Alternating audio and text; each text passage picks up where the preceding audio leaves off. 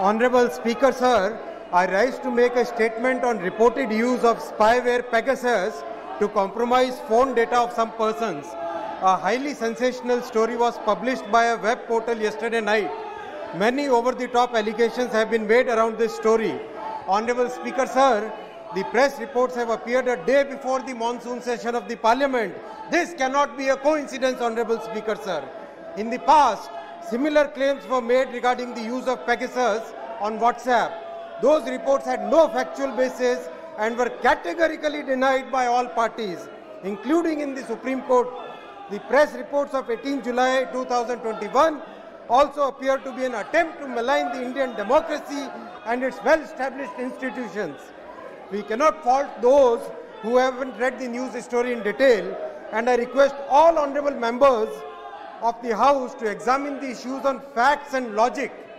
The basis of this report is that there is a consortium which has got access to a leaked database of 50,000 phone numbers. The allegation is that individuals linked to these phone numbers were being spied upon.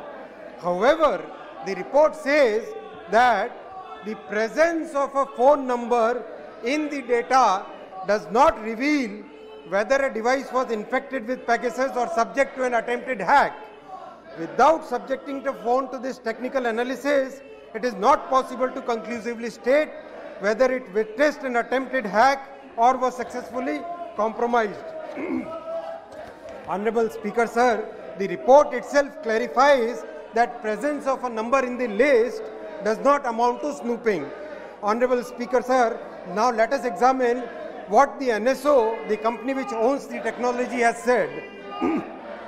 I quote, NSO Group believes that claims that you have provided with are based on misleading interpretation of leaked data from basic information such as HLR lookup services which have no bearing on the list of the customers' targets of Pegasus or any other NSO products. Such services are openly available to anyone, anywhere and anytime, and are commonly used by governmental agencies as well as by private companies worldwide. It is beyond dispute that the data has nothing to do with surveillance or with NSO, so there can be no factual basis to suggest that a use of the data somehow equates to surveillance. I highlight, sir, NSO has also said that the list of countries shown using Pegasus is incorrect. And many countries mentioned are not even our clients. It also said that most of its clients are Western countries. It is evident, Honorable Chairman, sir, Speaker, sir, that NSO has also clearly rubbished the claims in the report. Honorable Speaker, sir, let us look at India's established protocols when it comes to surveillance. I am sure my colleagues in the opposition who have been in government for years are very well aware of these protocols. Since they have governed the country, they would also be aware that any form of illegal surveillance is not possible with the checks and balances in our laws and robust institutions. In India, there is a well-established procedure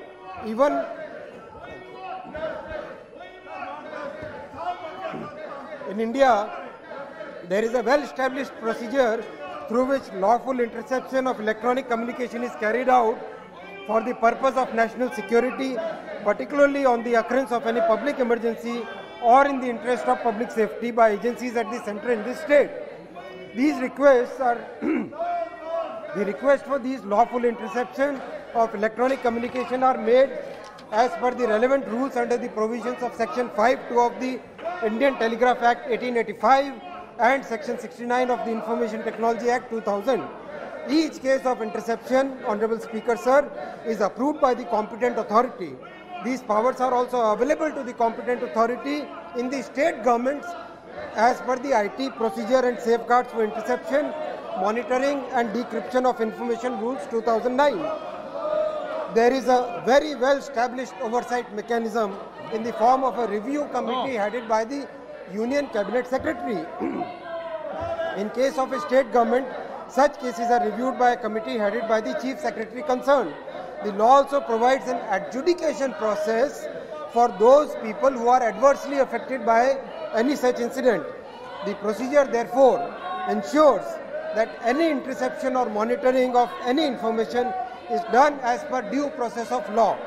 The framework and institutions have withstood the test of time. Honorable Speaker, sir, in conclusion, I humbly submit that the publisher of the report states that it cannot say if the numbers in the published list were under surveillance.